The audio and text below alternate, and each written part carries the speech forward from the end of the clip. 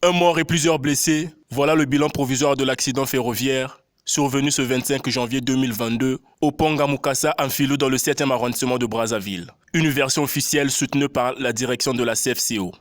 Dans la nuit du lundi 24 au mardi 25 janvier 2022, vers 0h30, nous avons enregistré un déraillement du côté de Filou, à 2 km précisément de la gare de Filou. Déraillement d'un train en provenance de Pointe-Noire à destination de Brazzaville. Dans cet accident, déjà il faut déplorer le fait qu'il y a eu, à l'occasion de cet accident, un décès enregistré et un blessé. Tous deux des passagers clandestins.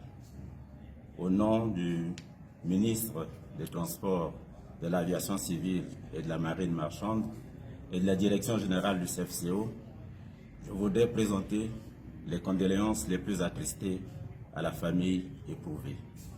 Un seul décès, la version ne semble pas corroborée avec celle des témoins, car sur place, on fait état de près de 10 morts. Ça se passe à 1 heure. Sur les lieux, il y a eu 3 morts. Aussitôt, il y a eu 3 morts. Il y a eu un monsieur qui était paralytique. Il y a eu une maman et un jeune homme. Et il y avait des gens qui étaient venus ici, vu qu'il se faisait noir, on les avait déposés quelque part. Environ 4 heures, ils étaient transportés par une Jakarta. Et quand on est revenu ce matin, on a parlé encore des morts et il y avait un monsieur qui était sous les décombres là. Il y avait un monsieur qui était sous les décombres là, que je ne connais pas bien, son corps était là. Et au total qui faisait 7 morts. Mingi, la 4 heures, va me kwenda 6. 6.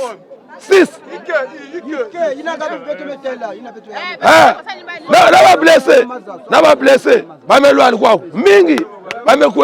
Ce train marchandise en provenance de Pointe-Noire a connu un déraillement causé par l'effondrement du pont Ngamukasa, lui-même endommagé par des eaux de pluie. Un danger pourtant prévisible que le CFCO aurait pu éviter après plusieurs alertes reçues.